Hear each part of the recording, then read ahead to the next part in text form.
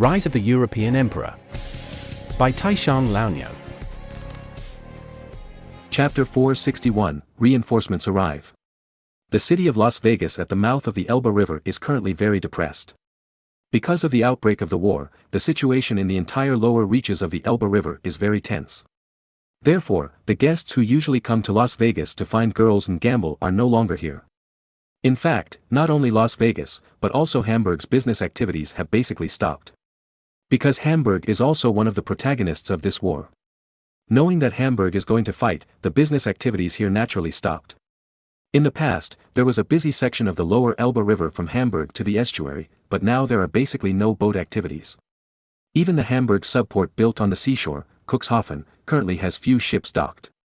The reason why Hamburg is so depressed is that when Frederick III declared war, he declared Lübeck and Hamburg as the base camps of pirates, and announced in a high-profile manner that he would eradicate these two pirate bases.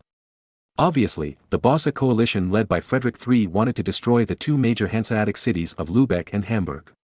In this way, the Hanseatic city of the Saxony business district, the second largest business district, has the opportunity to rise and replace Lübeck and Hamburg as the leaders of the Hanseatic League. The Hanseatic cities in Saxony, although nominally independent of the principalities, are still secretly controlled by the electorate of Saxony and the Duchy of Saxony. Therefore, as long as the Hanseatic cities in Saxony have the right to speak in the Hanseatic League, it is equivalent to Frederick III and George controlling the Hanseatic League. Many discerning people can also see this and know that the Bosse coalition is very determined to destroy Lübeck and Hamburg. Therefore, during the war, they simply did not come to Lübeck and Hamburg to do business. After all, no one knows whether the two cities of Lübeck and Hamburg can continue to exist after this war. Therefore, there are very few ships on the river in the wide lower reaches of the Elbe River. Moreover, there are basically no merchant ships, only some small fishing boats of fishermen occasionally appear. Such a depressed environment has provided convenience for the transfer of Marin's army. Because if there are fewer people on the river, the ships carrying reinforcements will not be so conspicuous. After Marin's order was delivered, Wolf Esperand and Sakara led 18,000 troops to rest in Las Vegas the next day. At night, 18,000 soldiers who had slept well during the day boarded the transport ships borrowed from Hamburg and headed inland. A few hours later, the fleet arrived at several riverside villages a few kilometers north of Hamburg. At this time, the reconnaissance cavalry led by Sauer's adjutant Loh had been waiting here for a long time. Loh led 200 interception reconnaissance cavalry and another 300 ordinary light cavalry to sweep several nearby villages, captured all the outsiders, and took away all the horses to avoid the possibility of news leaking. Then, they forced local farmers to build several simple docks on the Elbe River to facilitate the fleet to dock and the army to land. That night, after the fleet carrying reinforcements arrived, the 18,000 troops, with the help of Loh's men, quickly landed in batches and began to repair in several nearby villages. The ships carrying soldiers and food left before dawn. When all 18,000 reinforcements landed, the sky was gradually getting brighter. Although Wolf Esperand and Sakara completed the landing with their soldiers, they did not immediately order the march.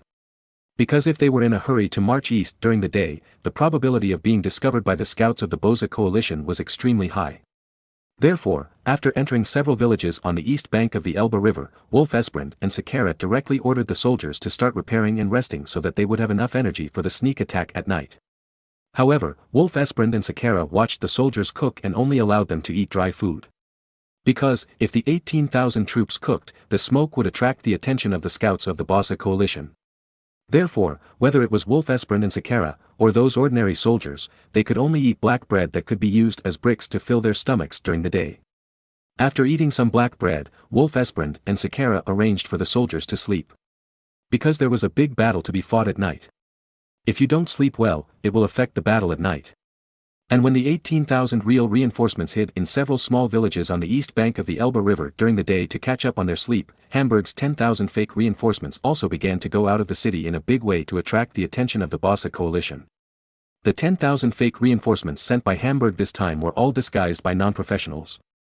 Therefore, when marching, it was very chaotic, not like an army marching at all, but like 10,000 villagers going to the market. And the Bosse coalition had already prepared to destroy them.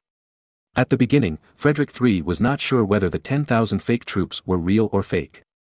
If they were deceived, the army sent to deal with this fake reinforcement might be in trouble. Therefore, Frederick III first sent a large number of scouts to monitor the Hamburg reinforcements on the march. It was not until half a day later that the scouts found that this 10,000-man team did not look like an army, and then they sent a signal to Frederick III and Joachim I, who were anxiously waiting for news that there was no problem. After receiving the exact signal, Frederick III sent tens of thousands of regular troops to attack the tens of thousands of fake Hamburg reinforcements. When the 10,000 Bosse coalition troops arrived at the place where the tens of thousands of fake reinforcements were stationed, the fake reinforcements that were originally used to scare the Bosse coalition were all scared and ran away. Although the Hamburg parliament allowed them to surrender after being attacked by the enemy. However, these fake reinforcements from farmers and citizens were still in chaos. After all, this is a war, not a game. When these people saw a large number of enemy troops approaching, they would inevitably be nervous and panic. Moreover, many soldiers in this era were no different from robbers.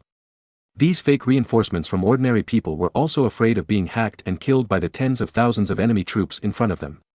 In the end, no one of the 10,000 fake reinforcements jumped out to resist the Bosse coalition with force. However, because the discipline of these 10,000 people was too chaotic, they ran around everywhere. As a result, although there were no casualties, the 10,000 soldiers of the Bosse coalition spent several hours to capture all the Hamburg militiamen who were scared and running around, and then took them back. Seeing that their men easily captured the so-called Hamburg reinforcements, Frederick III and Joachim I were relieved. They were also worried whether what Jim said was true. Now, the two armies are facing each other on the battlefield. If a truly powerful army suddenly appeared from nowhere, it would easily change the situation of the war, and Frederick III and Joachim I would have no choice but to be careful. When all the 10,000 Hamburg reinforcements were captured, Frederick III and Joachim I finally relaxed. And Frederick III also cancelled his surveillance on Jim. After all, the intelligence they sent was real, and there was no need to treat him like a prisoner. However, what they didn't know was that in the west, because of the 10,000 fake reinforcements from Hamburg that couldn't even get through the road, the Bosse coalition put too much energy on the city of Hamburg and the surrounding areas, but didn't notice that in a village a few kilometers north of Hamburg, 18,000 real reinforcements had already landed and were in place, and were ready to attack at any time. Although the 10,000 useless fake reinforcements from Hamburg were destroyed before they even fought a single battle, they had perfectly accomplished the task of attracting the attention of the Bosse coalition forces, providing the most perfect cover for the 18,000 real reinforcements from Wolf Esperand and Sakara. Now, they just had to wait until nightfall, and the real reinforcements began to march towards the Bosse coalition camp. Chapter 462. Let's go first. On the night of May 16, just after dark, the 18,000 troops hidden in several small villages on the Elbe River had not yet set out. The 200 scout cavalry and another 300 light cavalry sent by Saul to intercept the messenger had set out in advance and began to clear any horsemen who appeared on the road along the way. This time, the 18,000 reinforcements were going to sneak attack the camp of the Bosse coalition. Therefore, the news must not leak out. Therefore, the task of Saul's Deputy General Lowe was to take these 500 light cavalry to block the road to the east and intercept anyone riding east, whether it was an enemy messenger or an innocent traveler.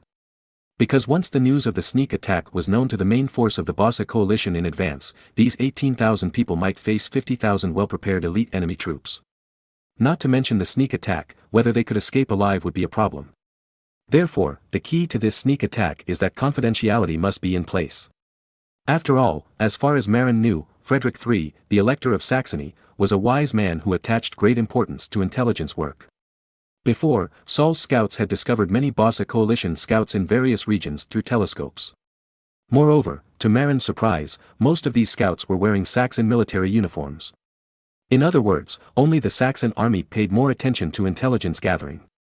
As for Joachim I, that idiot, he probably didn't care much about intelligence. If the opponent was just a simple-minded opponent like Joachim I, Marin probably wouldn't have been so troublesome, and would have directly let Wolf Esperand and Sakara lead the army to attack at night. Unlike now, in order to cover the real reinforcements, two fake reinforcements were actually made, just to divert the opponent's attention. Facts have proved that Marin's creation of two fake reinforcements to divert the opponent's attention was very successful. Just after completely defeating and capturing all the 10,000 fake reinforcements from Hamburg in half a day, the Bosse coalition withdrew most of the scouts in the west of the camp. Because, after confirming that the reinforcements in the west were really fake reinforcements, even Frederick III did not think it was necessary to continue to send a large number of scouts to the west. Now, all the scouts of the Bosse coalition were placed in the east to monitor the movements of Marin's army on the battlefield. In particular, they were on guard against Marin's night raids. After all, Marin made his fortune by night raids. At the beginning, the ambush of Charles VIII in the middle of the night was Marin's famous battle. Today, Marin's bandit name on the road is still the despicable and shameless night raider. After withdrawing the scouts in the west, Frederick III simply divided his hundreds of scouts into 3 shifts, specifically responsible for monitoring the movements of Marin's camp at night and guarding against the night raids of Marin's army. Marin was also helpless about this. Encountering such a cautious and cunning opponent, he would find it difficult to succeed even if he wanted to launch a night raid. Now, Marin had to send his scouts to contact the reinforcements in the west, taking advantage of the night to make a big circle from the north, and then rush to the west. Fortunately, because the so-called reinforcements in the north were also eliminated by the Bossa coalition, the Saxon scouts in the north have also withdrawn. Otherwise, it would be difficult for Marin to pass on a message. During the day, for the safety of Jim, the ace spy, Marin specially sent another spy, pretending to be a laborer, to bring a lot of vegetables and meat into the Bossa coalition camp, and gestured to Jim tonight, be prepared to escape. Otherwise, when the reinforcements from the west launched an attack, Frederick III, who was consciously fooled, might pull Jim to chop him to vent his anger. After all, that was an ace spy, and Marin didn't want him to die.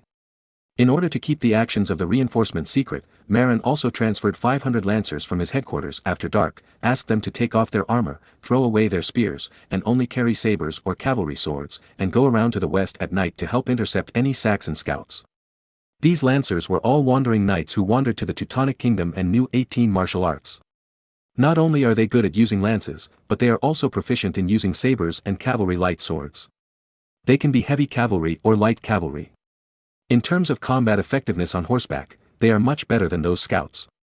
After all, they have been practicing horse fighting since childhood. In terms of combat effectiveness on horseback alone, they are much better than those scout cavalry. It is more appropriate to let them help intercept and kill scouts. From the village by the Elbe River to the west side of the Bossa coalition camp, it is about 30 kilometers. The general army can only march 40 kilometers a day. At night, even if there is moonlight, it is good to walk 20 kilometers. Only the army under Marin is strictly trained and has done special training for night marches.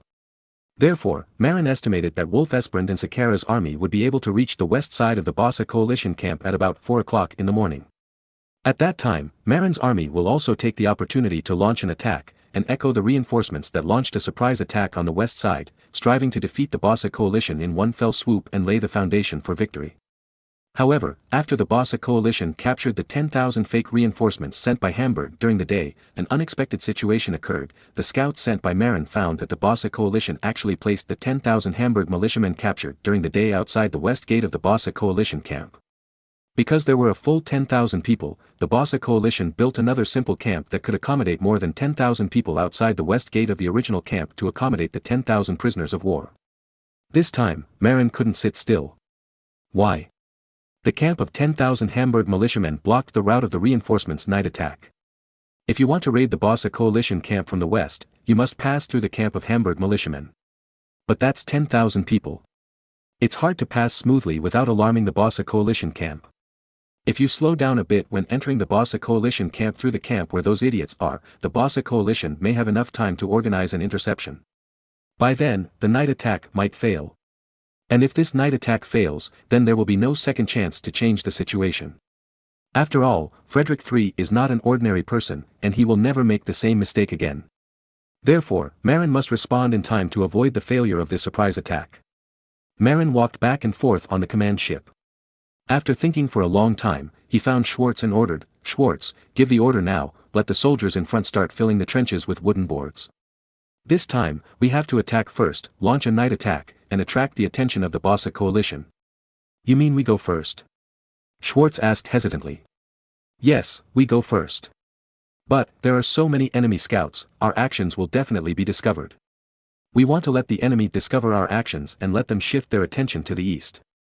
By then, they will not have the energy to pay attention to the situation in the west of the camp, which will create opportunities for Wolf and Sakara." "Okay, then, when do we start?" Schwartz asked with a sigh. He knew that there would be a lot of casualties this time. Because, even if the attack was launched at night, since the enemy was prepared, it would be equivalent to a head-on attack, and a head-on attack usually results in the greatest casualties. Marin thought for a moment and said, "We will attack right after Wolf and Sakara's troops arrive, and then they will attack after their attention is drawn to us." "Okay, how can these two let us know that their troops have arrived?" Then let's set off a firecracker. Well, no, the sound of the firecracker will alert the enemy. Let's let them release a few Kongming lanterns into the sky. Then, our scouts will see the bright light with telescopes. However, it must be a Kongming lantern with a rope. After receiving the signal, we will also release the Kongming lantern into the sky. And over there, we will use the rope to collect the Kongming lantern to avoid attracting the enemy's attention.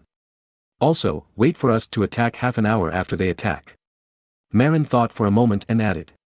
Okay, I'll send a scout to send them a letter. Well, get ready, we're going to fight for our lives before dawn. After that, Marin went to the captain's room of the command ship to take a nap. After all, the real battle will not start until a few hours later. Chapter 463, Much Thunder, Little Rain. At about 2 o'clock in the middle of the night, Marin was awakened by the guards, which was Marin's previous order. After waking up, Marin quickly put on half-body plate armor and a high-carbon steel helmet with a mask. Then, he got off the boat.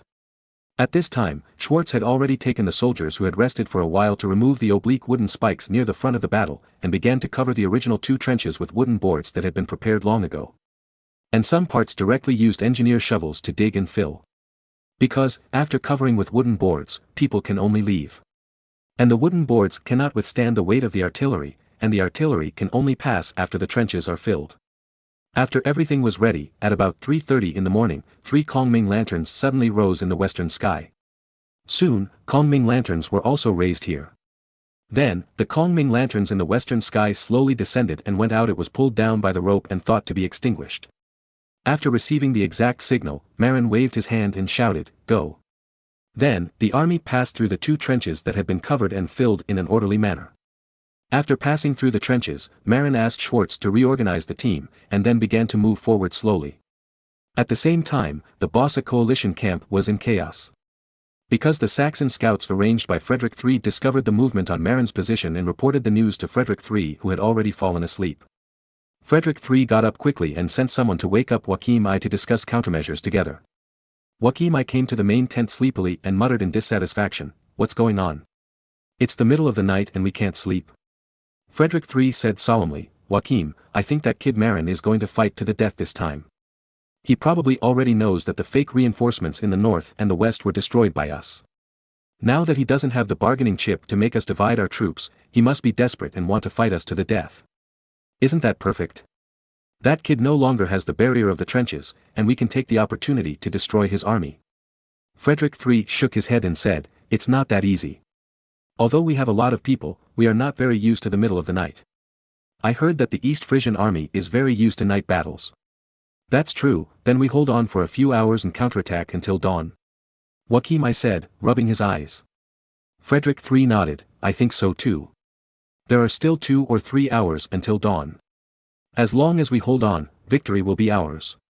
After that, Frederick III and Joachim I ordered together to mobilize the elite troops in the army to the east of the camp, intending to withstand Marin's surprise attack in the middle of the night. But in fact, Marin never thought of launching a general attack now.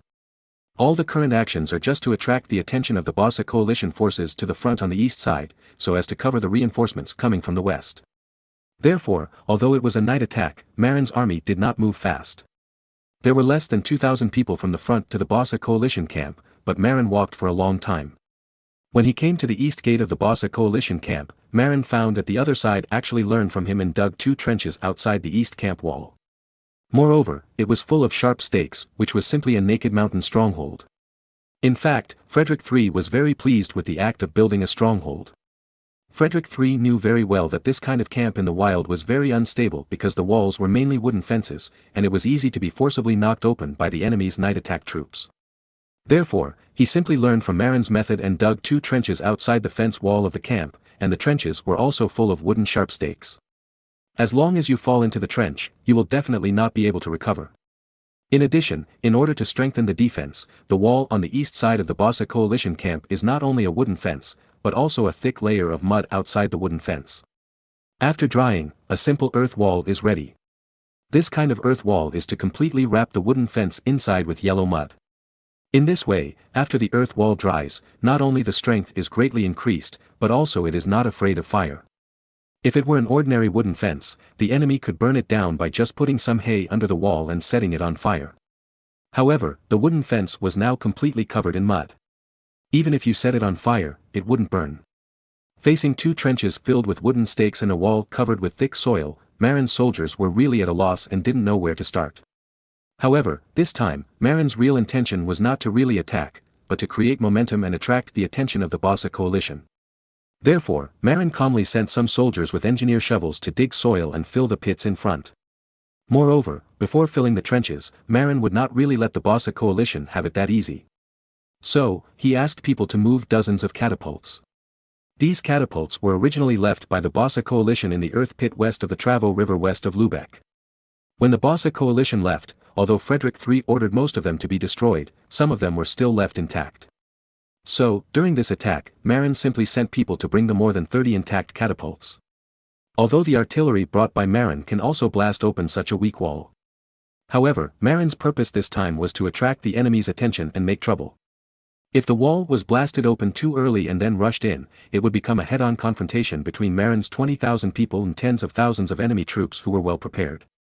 Therefore, in order to avoid fighting the prepared Bossa coalition too early.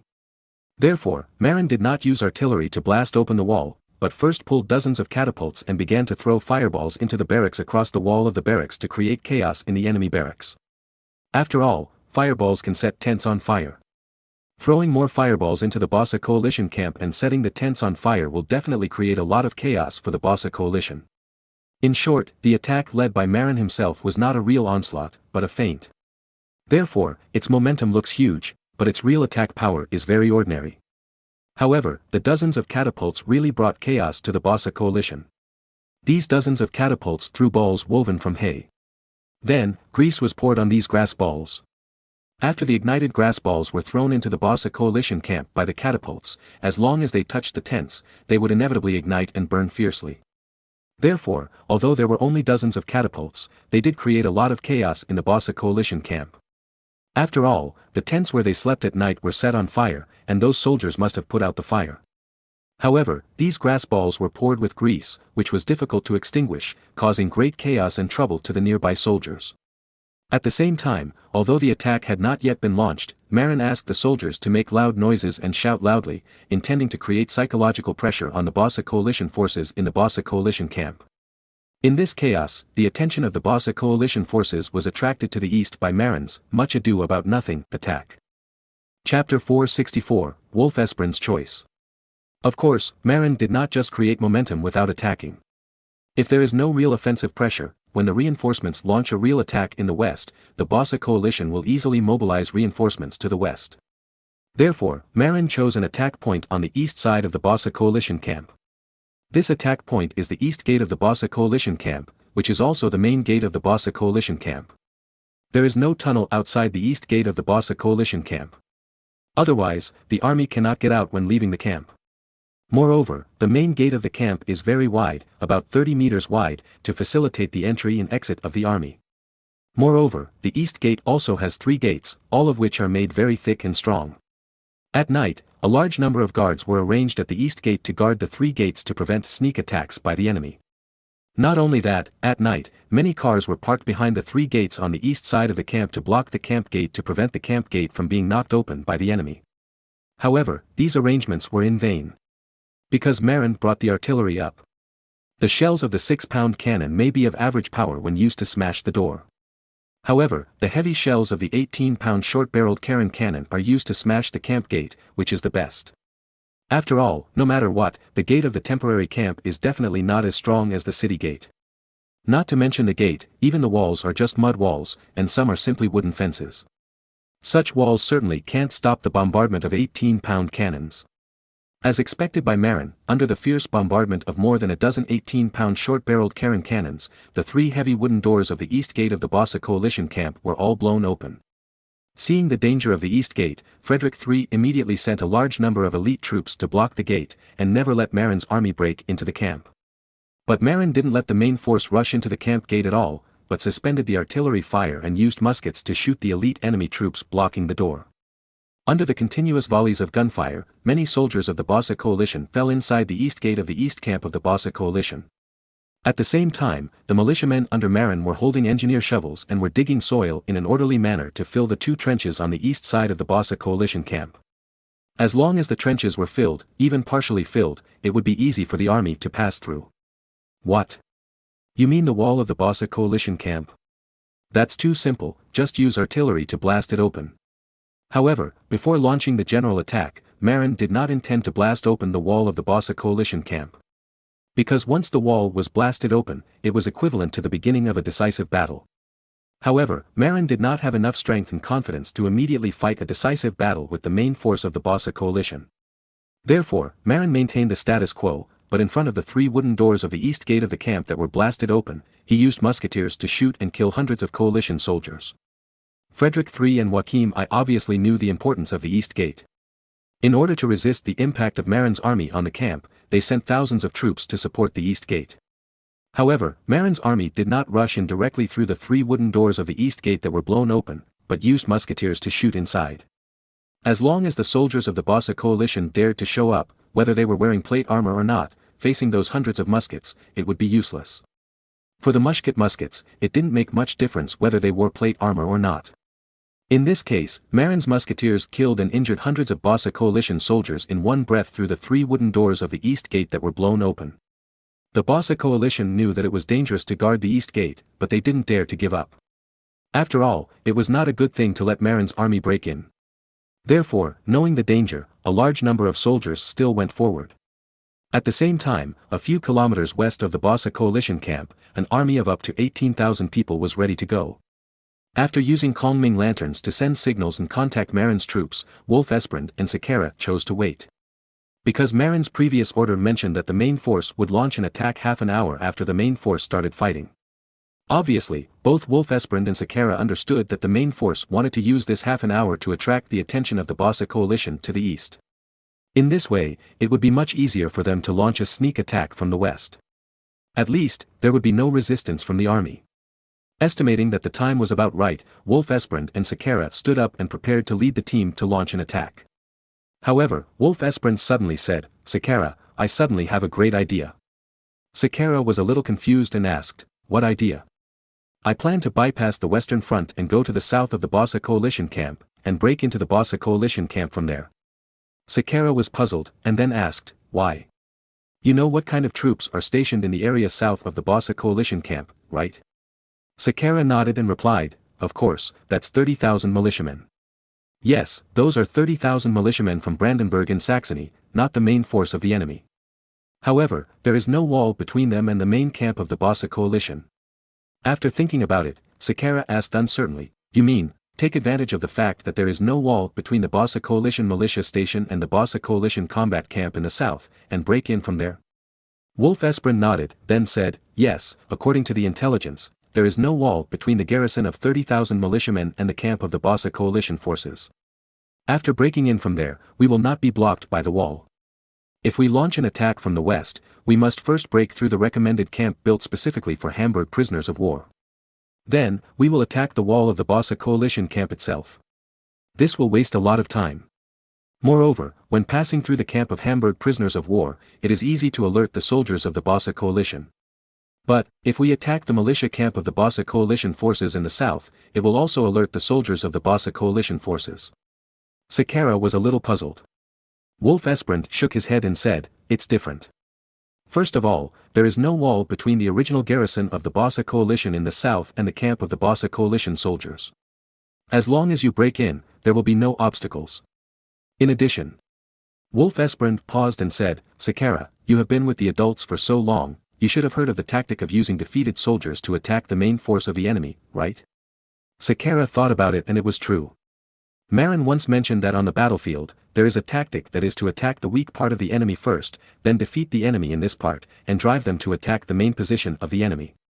After these defeated soldiers are driven to the position of the enemy's elite soldiers, they will destroy the formation of the enemy's elite soldiers, causing the tight battle formation originally maintained by the enemy's elite soldiers to be destroyed. Then, our army followed those defeated soldiers and killed the battle formation of the enemy's elite soldiers. At this time, the enemy's elite troops will be very uncomfortable. They want to fight back, but they are attacked by their own fleeing soldiers, and their formation is destroyed. In serious cases, it may even lead to the fleeing soldiers directly breaking through the battle formation, causing chaos without fighting. Of course, there are countermeasures for this situation. That is, the elite troops are ruthless and kill their original comrades, that is, the fleeing soldiers, and strictly prohibit them from rushing to the main formation.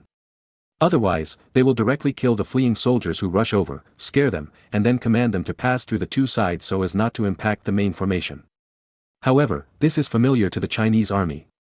However, the European army is not very familiar with this kind of wretched tactics.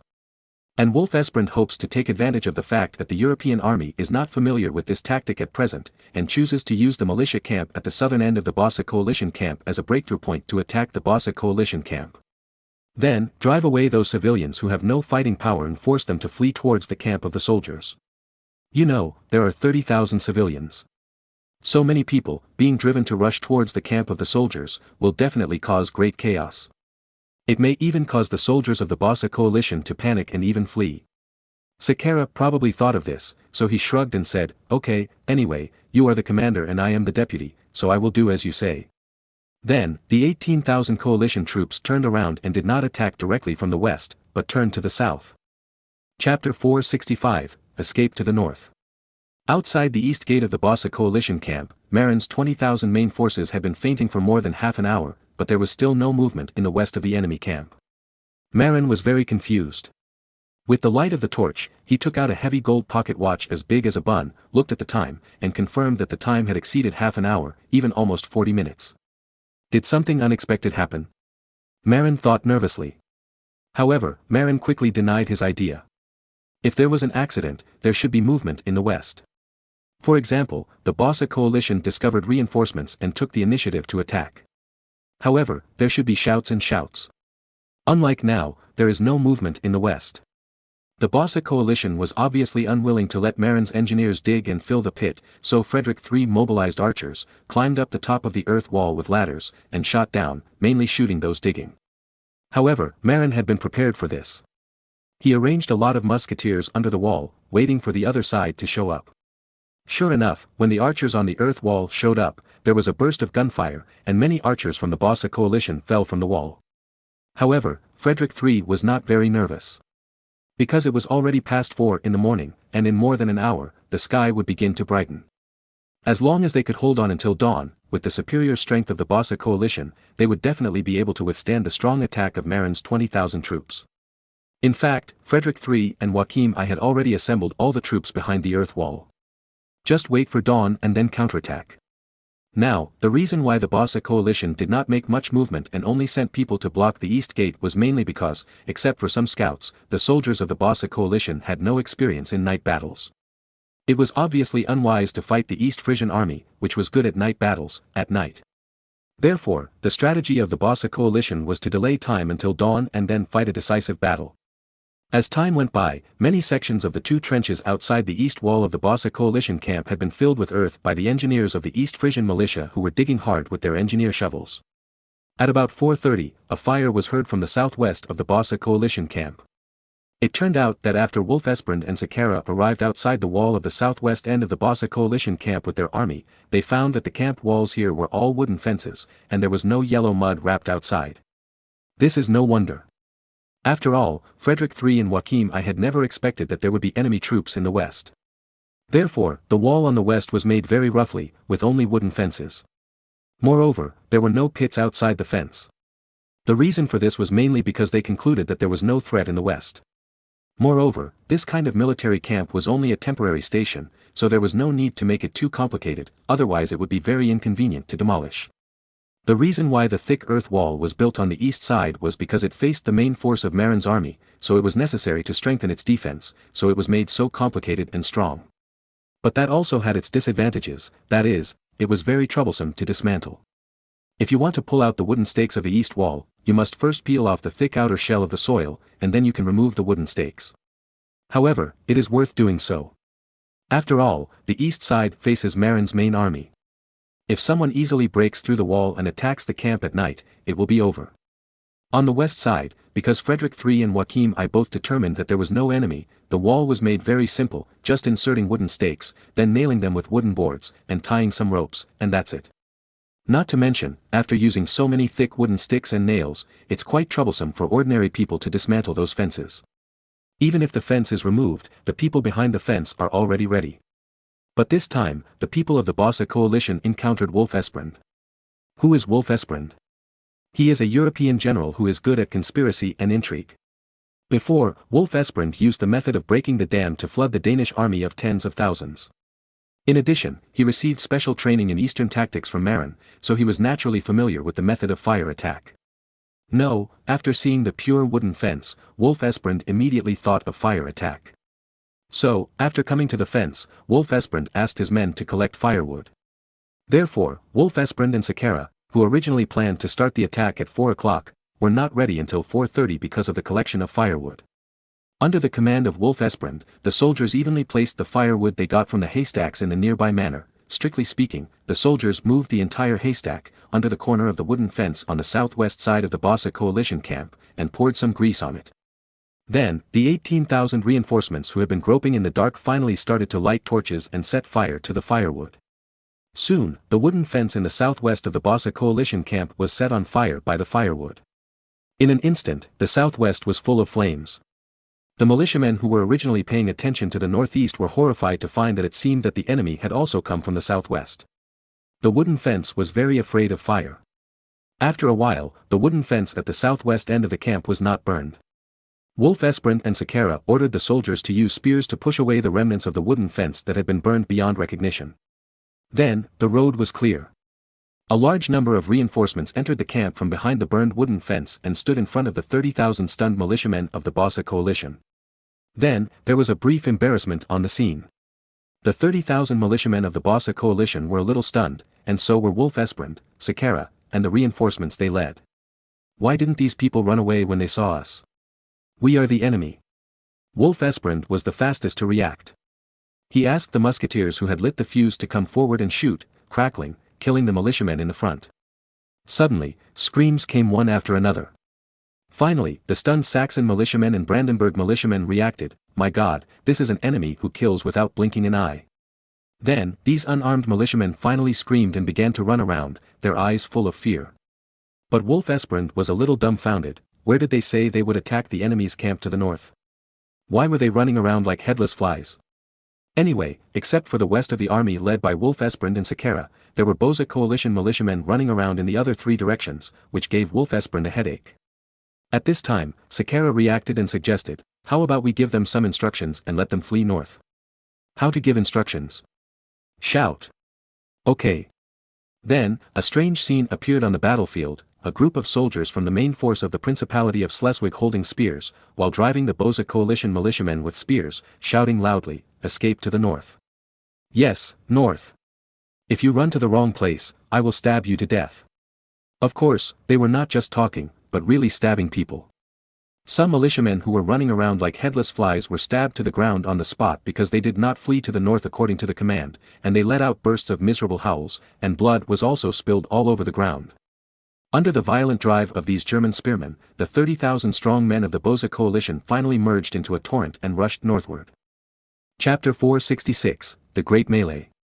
Looking at the nearly 30,000 Bosse coalition soldiers who began to flee northward like a tide, Sakara touched his chin and said thoughtfully, "I remember that the Duke once said that when driving away the fleeing soldiers, we must always maintain pressure and not let them stop.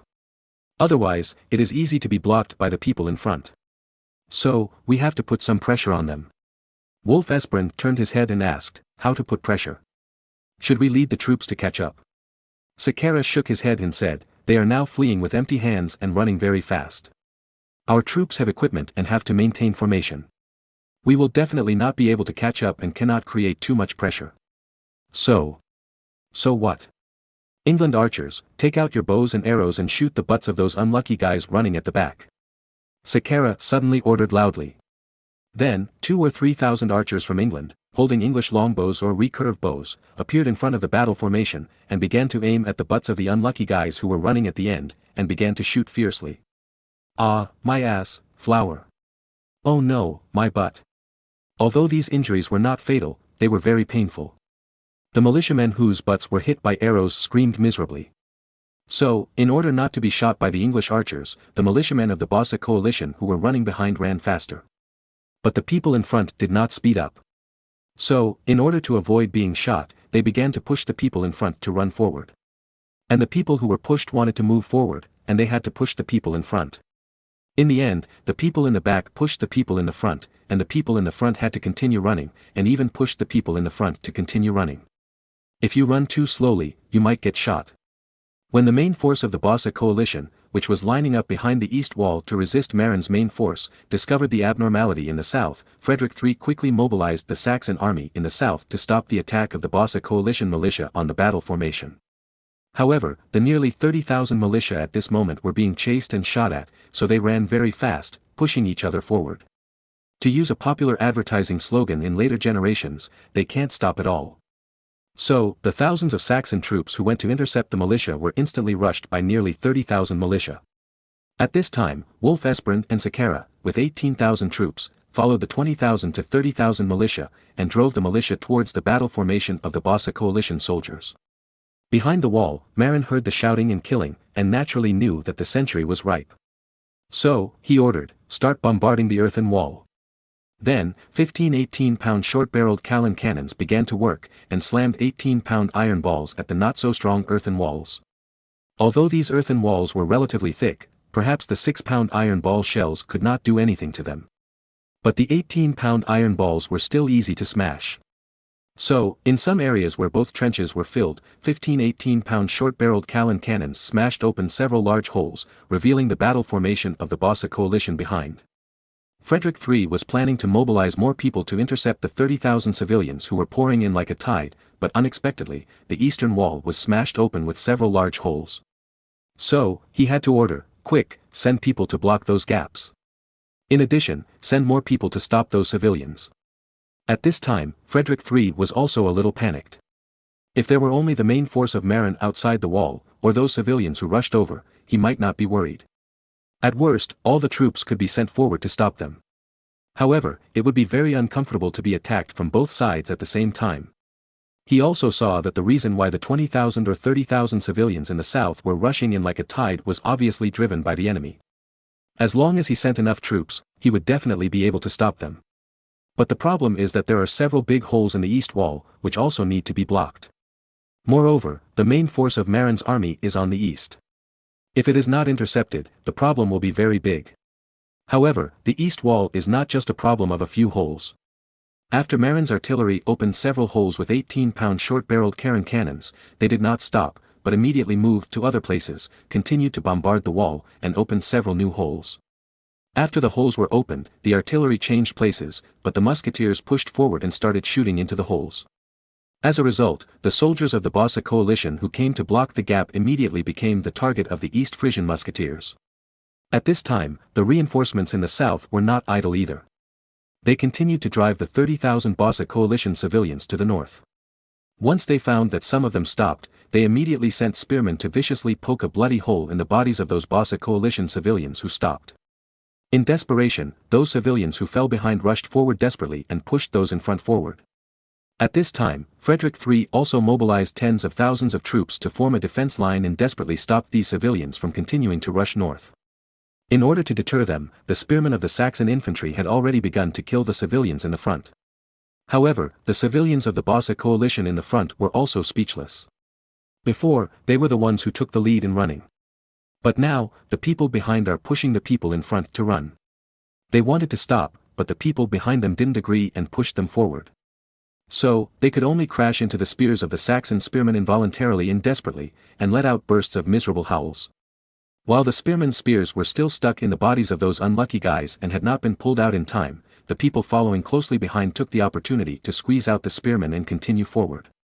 Because the people behind were still pushing. In this way, the interception line composed of tens of thousands of Saxons was directly dispersed. The 2,000 or 3,000 civilians continued to rush to the camp of Swiss spearmen in the middle, forcing the Swiss spearmen to split their hands to stab and kill all the civilians who approached. At this time, the Bossa coalition camp was simply in chaos. And seeing that the sky had begun to dawn, the east wall of the Bossa coalition camp had been blasted open by artillery with more than 20 large gaps. So, Marin waved his hand and ordered, "Those wearing plate armor go ahead, let's rush in and kill all the enemies who are not wearing white vests." The reason why Marin was so anxious was because the sky was getting bright. Once the sky really started to get bright, the soldiers of the Bossa coalition, who were not used to night battles, would quickly calm down and start to defend firmly. At that time, if they wanted to attack the enemy formation again, they would have to face the solid and tenacious resistance of tens of thousands of Bossa coalition forces. And now, taking advantage of the chaotic opportunity when those civilians rushed into the enemy formation, Marin decided to let his army take the opportunity to rush into the enemy camp, take advantage of the chaos to fight and kill, and completely mess up the enemy formation. Moreover, as the sky got brighter, everyone had a certain ability to distinguish between the enemy and our own soldiers. The soldiers on Marin's side were easy to identify, because they all wore white vests with black crosses. This was the symbol of the East Frisian army. Therefore, before rushing into the camp, Marin's order to the troops was to stab to death all enemies who were not wearing white vests. In this way, except for the musketeers, all the melee East Frisian soldiers, under the command and leadership of the commander, fiercely rushed into the Bossa coalition camp and rushed towards the Bossa coalition, whose formation began to become chaotic, launching a large-scale melee. Chapter 467, The Wolf Fang Commando. Of course, although the scene was very chaotic, the soldiers under Marin's command did not charge randomly. Before, Marin promoted the team fighting training method in the army. Therefore, even if the scene was chaotic, the charge of the East Frisian army was very orderly. Moreover, they had an important tactical task, to tear apart the battle formation of the nearly 50,000 Bossa coalition forces, and then divide and surround them. Thanks to the 30,000 Bossa coalition militiamen in the south, they have completely disrupted the 15,000 Saxon troops on the right wing of the Bossa coalition. Therefore, now the main force under Marin's command only needs to disrupt and divide and surround the 20,000 Swiss mercenaries and 15,000 Brandenburg troops. Moreover, the right side of the 20,000 Swiss mercenaries is now being attacked by the militiamen of the Bossa coalition. At this time, the Swiss mercenaries also know their own suffering. Originally, the 20,000 or 30,000 civilians of the Bossa coalition who rushed over from the south were fierce, but as long as the Swiss stabbed and killed the thousands of people running in front, they could contain the tide of fleeing soldiers. But the problem was that just when the Swiss were trying to stop the tide of fleeing soldiers from the south, Marin's main force rushed into the camp from the front. At this time, the 20,000 Swiss mercenaries had to face the tide of fleeing soldiers from the south and the main force of the East Frisian army from the east at the same time, which was quite uncomfortable. It was also thanks to the impact of the 20,000 or 30,000 civilians on the battle formation of the Bossa coalition that greatly distracted the enemy's attention. Otherwise, if the Bossa coalition focused on defending the east, Marin's army might not be able to rush in through the dozen large gaps. At this time, the east wall of the Bossa coalition camp was crowded with people. Originally, there were 50,000 people lined up at the east wall. And Marin led a large group of people to rush in, and for a time, both sides were crowded in the small area inside the east wall of the camp. The Swiss spearmen desperately stabbed forward with their spears, trying to stop the attack of Marin's army. However, the first 3 rows of Marin's army were all wearing half-body armor of Maximilian armor, and even their helmets were iron helmets with masks. The Swiss spearmen stabbed hard, and only heard the sound of ding-dong-dong metal collision. Relying on good equipment, Marin's men rushed in from more than a dozen large gaps, squeezing the space for the activities of the Bossa coalition. However, because the space inside the wall was too narrow, only a few thousand people of Marin's army came in, and the people behind could not squeeze in.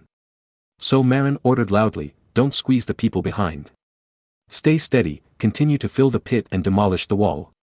Hearing Marin's order, some officers of the troops behind immediately commanded the engineers to continue digging and filling the pit, and at the same time smashed the wall with hammers to obtain more entrances.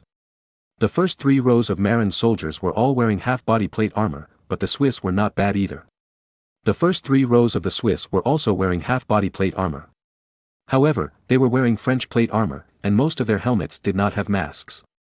So, when they were stabbing each other with the first 3 rows of soldiers of Marin, an officer discovered this. So he shouted, "Poke the Swiss in the face." Then, the East Frisian spearmen stopped stabbing the opponent's breastplate and stabbed the face instead.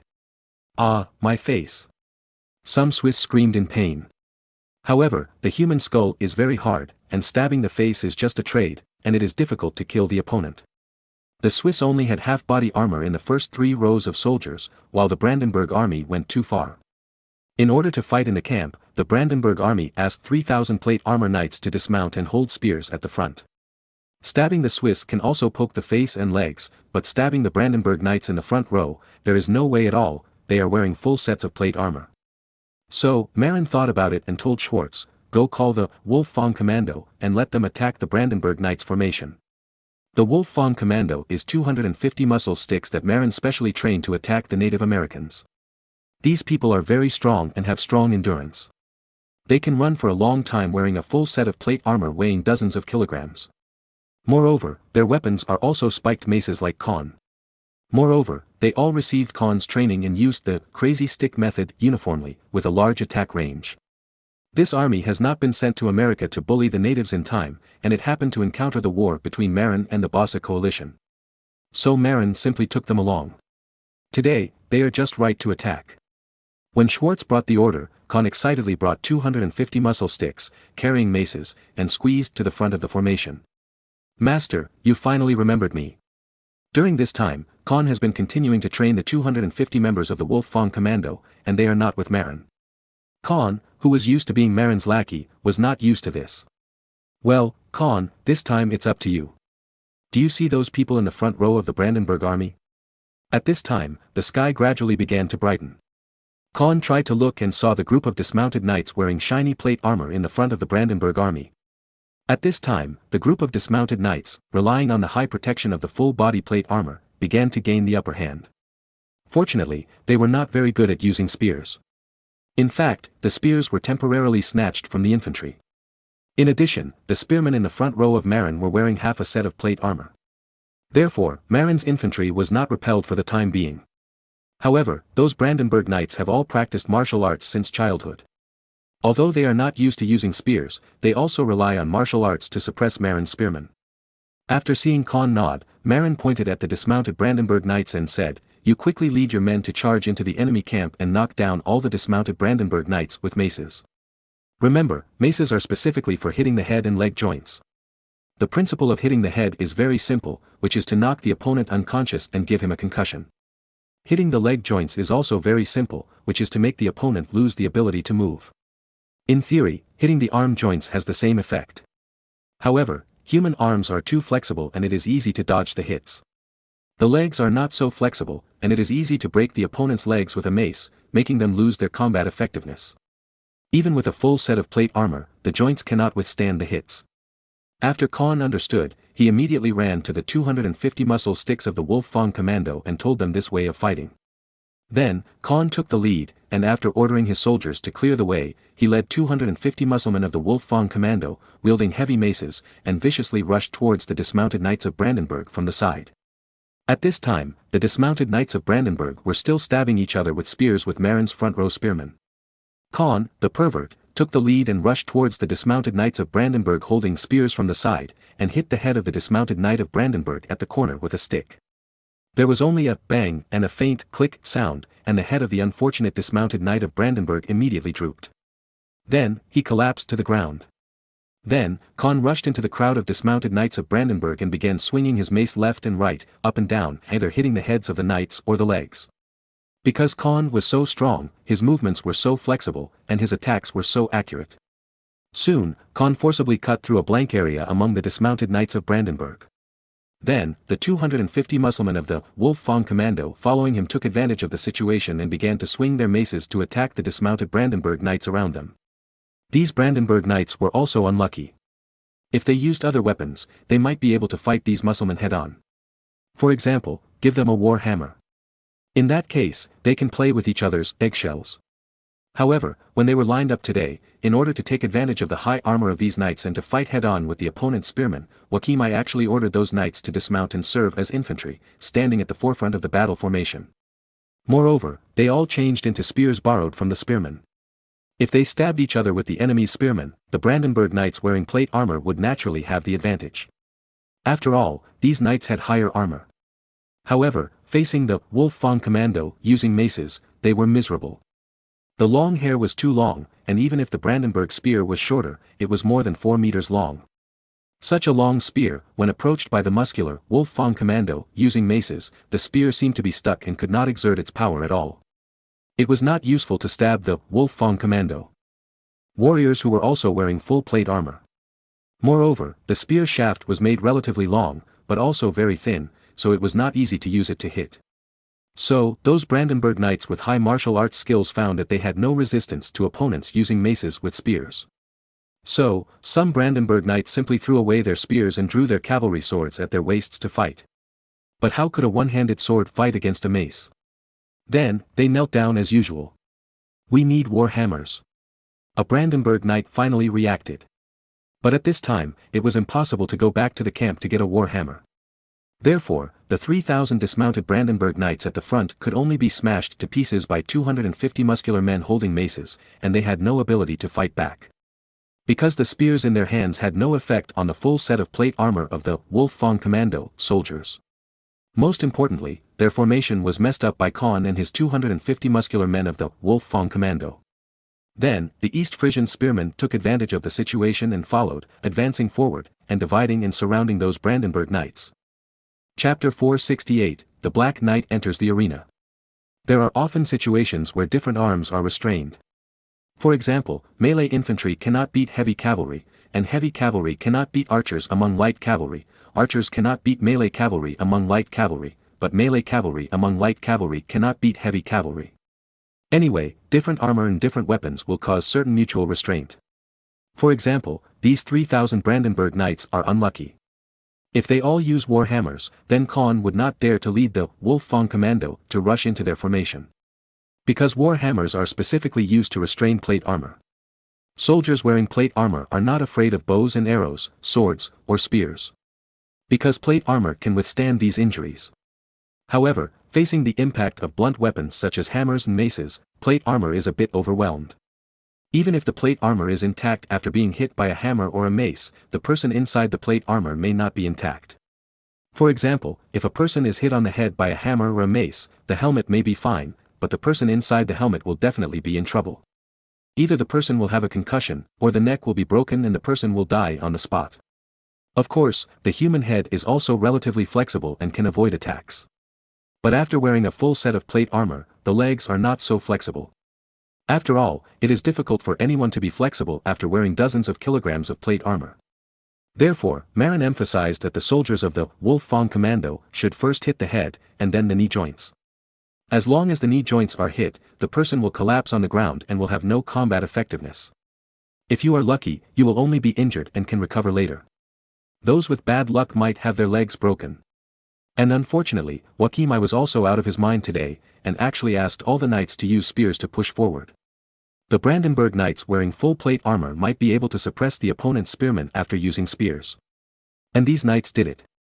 If Kahn hadn't led the team into the enemy camp, perhaps Marin's spearmen would have been suppressed and retreated. However, Joachim I never expected that Marin would bring 250 mace-wielding perverts. If he had known this earlier, he would never have let these knights carry only spears. In the end, after dismounting and using spears, the 3,000 Brandenburg knights were broken up by the muscular sticks of the 250 Wolfgang commandos, led by Kahn, and were divided and surrounded. Surrender and no killing. Surrender and no killing. Seeing that they were surrounded by the enemy, many Brandenburg knights had no choice but to surrender. However, there were also a few diehards who refused to surrender.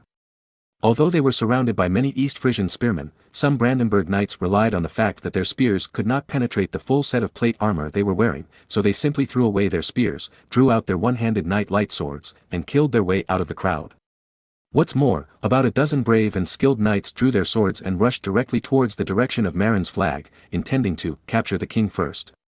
Marin was a little panicked at first and planned to retreat. However, at this moment, Steindorf led 2,000 black-shirt knights and walked into the wall and came near Marin. So Marin immediately called out, "Black-shirt knights, shoot these guys with muskets."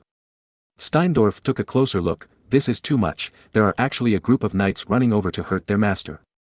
Well, it's time to make a contribution. So Steindorf waved his hand, "Soldiers, take out the first carbine." Then, the black-shirt knights took out the first clockwork ignition carbine loaded with ammunition from the leather satchel on the right side of their bodies. And in the leather bag on their right side, there were 4 loaded clockwork ignition carbines. Aim. Fire. Then, the dozen or so brave Brandenburg knights with strong martial arts skills were shot and wounded and fell to the ground. Then, they were all held down. Seeing this scene, Marin breathed a sigh of relief and murmured, "It's still the musket that beats the plate armor." Then, he ordered the black-shirt knights to join the encirclement and suppression of the 3,000 Brandenburg knights. After all, Kahn and his Wolfgang Commando soldiers were too few.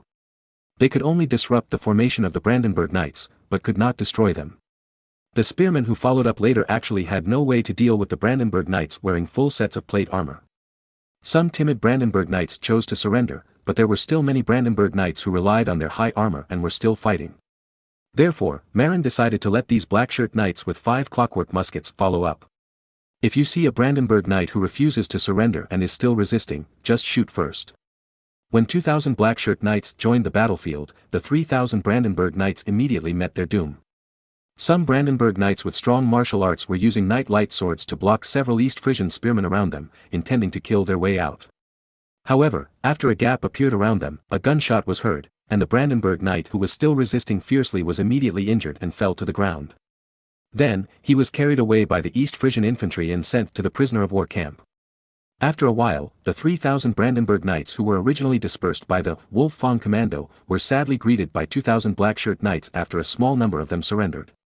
Then, nearly half of them were knocked to the ground by the clockwork ignition carbines of the black-shirt knights, and then they were easily carried to the prisoner of war camp by the East Frisian infantry. As for whether they could survive, it depended on how serious their injuries were. When it was completely light, most of the 3,000 Brandenburg Knights were either captured after being injured or surrendered. Of course, a small number of people simply turned around and mixed into the Brandenburg infantry group and ran back. But this was useless. Because those infantrymen alone could not beat the East Frisian infantrymen. Without those knights wearing full sets of plate armor blocking the front, the Brandenburg infantrymen behind were completely exposed to the attack of the elite East Frisian infantry. After dealing with those dismounted knights of Brandenburg, the black-shirt knights reloaded the 5 clockwork ignition guns in their bags, and then ran to the middle to cooperate in dealing with the Swiss spearmen in the front row. Because, in the middle of the battlefield, the elite spearmen under Marin did not gain any advantage in the mutual stabbing with the frontline elite Swiss spearmen. After all, both sides were wearing half-body plate armor and had high armor. Therefore, the spearmen on both sides fought hard. The task of the black-shirt knights was to shoot the elite Swiss spearmen wearing half-body plate armor one by one and send them out of the battlefield. Chapter 469, Capture the King First. In terms of equipment, Marin's frontline spearmen are superior to the Swiss spearmen. Because the helmets worn by Marin's spearmen are equipped with masks, which provide higher protection. Moreover, Marin also put on skirts made of mahjong mats for his frontline elite spearmen. The wooden surfaces of these mahjong mats are also nailed with iron sheets, which provide good protection. At least, when the enemy stabbed his lower body, the skirts of the mahjong mats wrapped with iron sheets provided good protection. Therefore, although the combat experience was not as rich as those of the Swiss veterans, the two sides were able to draw a tie with the advantage of equipment. However, Marin knew very well that the melee ability of his soldiers, the spearmen, was not as good as that of the Swiss spearmen who had many years of rich experience in stabbing each other. The reason why Marin's elite spearmen were able to draw with the Swiss was that the Swiss were not yet used to the East Frisian spearmen who were protected by masks and skirts. As time went by, once those Swiss veterans got used to it, the East Frisian pikemen would definitely be the losers. After all, the East Frisian army did not rely on pikemen to win. So, after seeing that the Brandenburg Knights were finished, Marin decisively moved the black-shirt knights to the middle to snipe the Swiss pikemen in the front row. Regardless of whether the Swiss pikemen were wearing half-body armor, they had to kneel in front of the muskets. In fact, Marin originally planned to mobilize the 3,000 musketeers in. However, those musketeers were all matchlock shooters. The biggest problem was that matchlock shooters had to keep a distance of 1 meter from each other. Otherwise, the sparks from the matchlock on the arm might ignite the gunpowder of the comrades next to them, which was very unsafe. And now in the Bossa coalition camp, it can be said that people were crowded. Everyone was close together, and there was obviously no place for the matchlock shooters to stand. Fortunately, those black-shirt knights who used springs to fire their muskets did not use matchlocks to ignite. Therefore, those black-shirt knights can be very close to each other. Even, they can take advantage of the gaps to fire. Therefore, Marin simply let those black-shirt knights squeeze in and kill the other side's soldiers in plate armor. As for the 3,000 musketeers who had nothing to do, Marin simply gave an order: let them follow the engineers to fill the pits and smash the walls to avoid wasting manpower. At this time, as time passed, it was already past 6 o'clock in the morning, and the sky began to brighten. The situation on the battlefield also began to become clear. Marin found that the elite of his own army and the elite of the enemy army were crowded near the wall. As the work of filling the pits and smashing the walls continued, more of his own people entered the wall. Moreover, the Saxon army in the south was unlucky, and its formation was completely disrupted by nearly 30,000 civilians of the Böse coalition. At this time, the Saxon officers were gathering their troops and driving away the civilians, and they had no time to participate in the battle. As for the middle and north roads, the Swiss mercenaries in the middle road seemed to be accustomed to melee. The Swiss veterans in the front row were holding off the attack of the East Frisian spearmen without retreating a single step. The Brandenburg army in the north was in chaos because the formation of the dismounted knights was broken up by the Wolf-Fong commando led by Kahn. With the help of the Blackshirt Knights, the 3,000 dismounted plate-armored knights of Brandenburg were finished. The rest were the infantry of Brandenburg behind. The infantry of Brandenburg, not to mention how strong their combat effectiveness was, their equipment was obviously very poor. Because Brandenburg, like Saxony, was a traditional knight-dominated army. If there were financial resources, knights would definitely be given priority instead of infantry. Therefore, even the elite Brandenburg infantry at the forefront did not wear half-body plate armor. Only some officers purchased breastplate armor and other pieces by themselves to wear to save their lives. Facing such Brandenburg infantry, Marin was very confident in his elite spearmen. It was only a matter of time to defeat the Brandenburg infantry on the North Road. In addition, Marin discovered the location of Frederick III and Joachim I through a telescope. They were both in the command vehicle behind the Swiss spearmen phalanx, with few guards around them. However, it was impossible for the 20,000 main forces led by Marin to reach the enemy's formation to capture the two men. Because there were tens of thousands of people blocking them in front of them. However, after looking at the southwest direction with a telescope, Marin found that Wolf-Espernd and Sakara's soldiers were driving and frightening the Brandenburg and Saxon civilians to maintain the impact on the Saxon army. However, their left side was a blank area, which could go around the enemy's formation.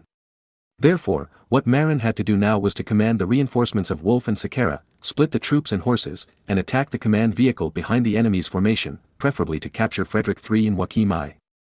Of course, without a walkie-talkie at this moment, the messenger could not get through the crowd. So, Marin looked at the bugler beside him and asked him to send signals according to the code book. Toot toot toot toot toot. A series of bugle calls sounded on the battlefield, clear and loud. Moreover, Marin asked the bugler to blow it several times, facing the southwest. Wolf-Espernd and Sakara were happily driving the nearly 30,000 Brandenburg and Saxony civilians. Suddenly, they heard the sound of the bugle. Both of them were stunned. After all, it was the first time they heard the command of the bugle. Moreover, although they had received training before, they had forgotten what the bugle meant. Fortunately, one of Sakara's phalanx leaders seemed to be very interested in the meaning of the bugle and memorized the entire code book. When Sakara summoned the phalanx commander, he told him and Wolf-Espernd that the trumpet sounded, indicating that the enemy leader was at the back of the middle, and we should send troops to go around the enemy to capture him alive. Wolf-Espernd and Sakara immediately asked their guards to lie down as stools, while the two of them stood up and began to observe the situation with telescopes. Sure enough, we can send people to go around the enemy on the left. It seems that the chariot inlaid with gold is where the enemy leader is? Wolf-Espernd said in surprise. It seems so. Then, who of us will go and capture the two electors alive? Sakara asked. In fact, Sakara also wanted to lead the troops to capture the two electors alive. Capturing the enemy leader would be a great achievement. However, he was just a rising officer and an acting legion commander. His status in the reinforcements was far lower than that of Wolf-Espernd, so he had to wait for Wolf-Espernd's instructions. Sure enough, Wolf-Espernd took on the task himself, but he also gave an explanation: I'll take the team. The first 3 rows of my spearmen are wearing plate armor, and there are musketeers accompanying them. You can also see on the second floor, they are hiding next to the Swiss spearmen. Your people are all recruits. I'm afraid they may not be able to beat the Swiss. Sakara nodded, and agreed with Wolf-Espernd's statement in his heart. His people are indeed all recruits. So far, they have only participated in the battle of sneak attack on the Danes. But the Danes are also recruits. Facing the Swiss spearmen, even the non-elite ones at the end of the row, Sakara's English mercenaries may not be able to beat them. What's more, his English spearmen only wore mahjong mat armor, and few wore plate armor. In addition, their combat experience is indeed not as rich as that of the soldiers of the 2nd Legion under Wolf-Espernd. So, he gave up the idea of competing for the task. Besides, he couldn't win. In this way, Wolf-Espernd separated the 8,000 elite veterans of the 2nd Legion under his command. The task of driving away the civilians was given to the English Legion in Sakara. Taking advantage of the chaos on the battlefield, Wolf Esperand led his elite men, abandoned all the baggage, and murderously bypassed the civilians of the Bossa coalition in front, and headed straight from the west to the luxurious command vehicle where Frederick III and Joachim I were riding in the north. According to the Eastern military tactics that Wolf Esperand had learned from Marin, it is called shoot the horse first when shooting a person, and capture the king first when capturing a thief. Chapter 470, One Caught, One Escaped. At this time, on the command carriage inlaid with gold, Frederick III and Joachim I were anxiously observing the situation, and at the same time, they made some adjustments to try to turn the situation around. After all, it was daybreak now, and with the size of the Bossa coalition army of 40,000 to 50,000 people, as long as they could hold their ground, they might not lose. However, just as the two stood on the golden carriage and looked into the distance, Wolf Esperand, with his 8,000 elite soldiers and the 500 scouts who had helped clear the road before, came aggressively towards the golden command carriage. At this time, Frederick III was commanding his men, Jürgen, go to the right wing and tell the Saxon warriors that all the knights should leave the crowd and go to the stables in the west to find horses. Now that it's daybreak, it's a good time for the knights to charge. At least, disperse the group of civilians running around first. Yes, sir. The Saxon guard named Jürgen had just mounted his horse and turned around to head south. Then, he was almost frightened to fall off his horse by the 8,000 soldiers of the 2nd Legion who were rushing here aggressively. He immediately got off his horse, rolled and crawled back to the side of the golden command carriage, and anxiously shouted to Frederick III who was about to return to the carriage, "My lord, there are thousands of enemy troops coming from the southwest. It seems that they are heading for the carriage." Frederick III had been paying attention to the east before, and had not paid attention to the southwest. At this time, he turned his head and was almost frightened to fall. This is obviously coming to arrest us. Thinking of the ransom of 100,000 pounds of silver that King Richard I of England had paid, and the miserable end of his brother-in-law, King Hans of Denmark, who had to cede 2 duchies after being captured. At this moment, Frederick III had the urge to escape. But he also knew that once he escaped, this coalition of tens of thousands of people would collapse. However, if he didn't run, he would be finished if he was caught by the enemy. After all, if the commander was captured, what was there to fight? So, after thinking about it, Frederick III decisively took off his gorgeous robes and put on a set of plate armor that looked beautiful but was not actually heavy. Then, he first sent people to let the Swiss send several thousand people to intercept the 8,000 soldiers of the 2nd East Frisian army. Then, he pretended to be calm and returned to the golden command car, and said to Joachim, "A group of enemies are coming to our rear." What? Joachim I jumped up in fright. If this group of enemies rushed to the side of the command car, wouldn't they be prisoners? Don't worry, I will go to summon the Saxon knights now, go to the west stables to ride on war horses, and then personally lead the charge to defeat the group of sneak attackers. As for this side, you command first, I will be back in a while.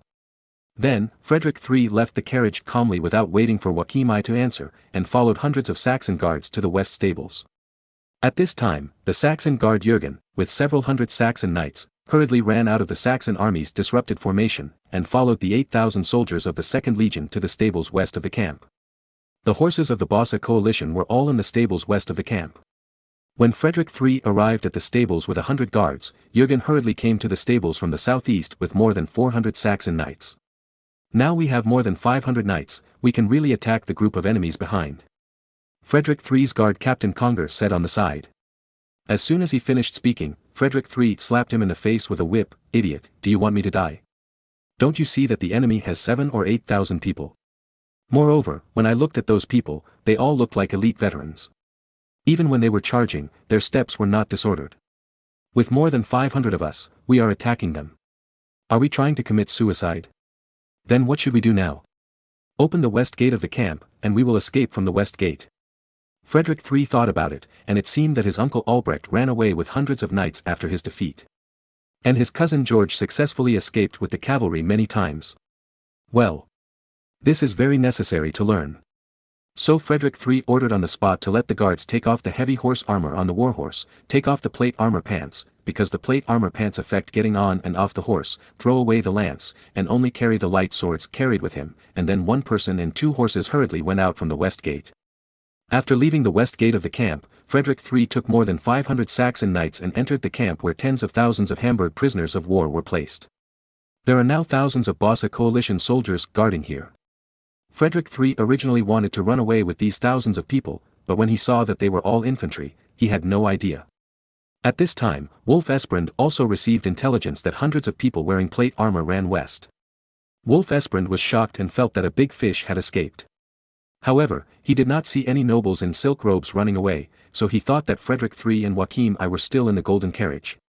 However, he also valued the person who ran away. After all, he must be a big fish if he could run away with hundreds of men in plate armor. So, he found Sauer's deputy Low and asked him to take 500 scouts to chase.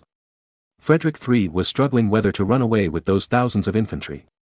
Suddenly, his men reported, "Sir, the enemy has sent hundreds of cavalry to chase us." What? Frederick III was shocked and prepared to mount his horse and flee immediately. However, when he saw the only gate in the east that connected to the Bossa coalition camp, Frederick III's eyes suddenly turned, and then he ordered, "Jürgen, you take a few dozen people and drive a group of prisoners to the east gate to block the door. The more people, the better." Then, Frederick III immediately mounted his horse and ran away with the others without looking back. The guard Jürgen, with dozens of unlucky guys, worked hard to drive away the civilians from Hamburg.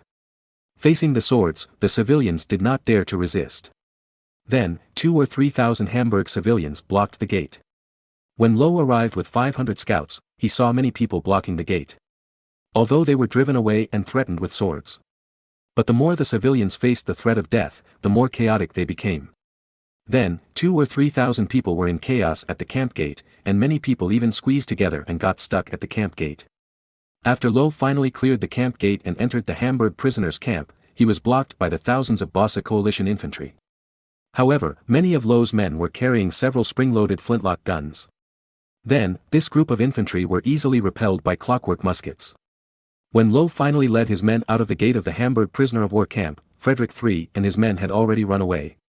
Because they didn't know that Frederick III was the biggest fish, Low saw that he could not catch up, so he led his men back.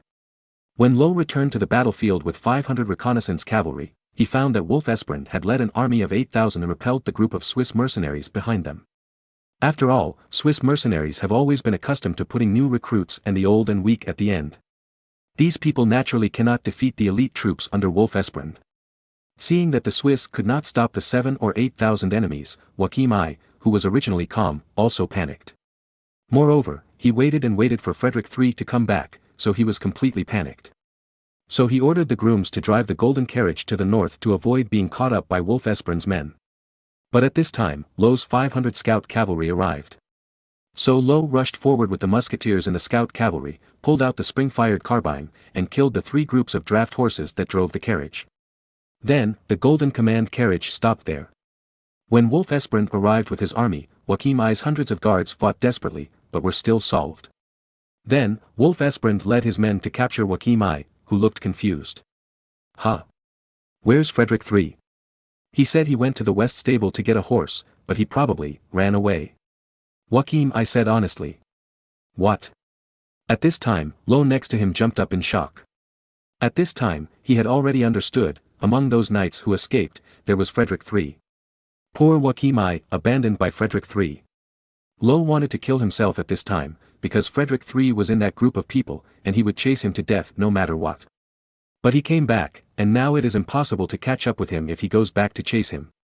After all, he also saw the horse armor and plate armor thrown on the ground. Obviously, the other party ran away with light equipment, and it was very difficult to catch up. Wolf Esprand also understood, of the 2 big fish, only one was caught in the net, and the other one ran away.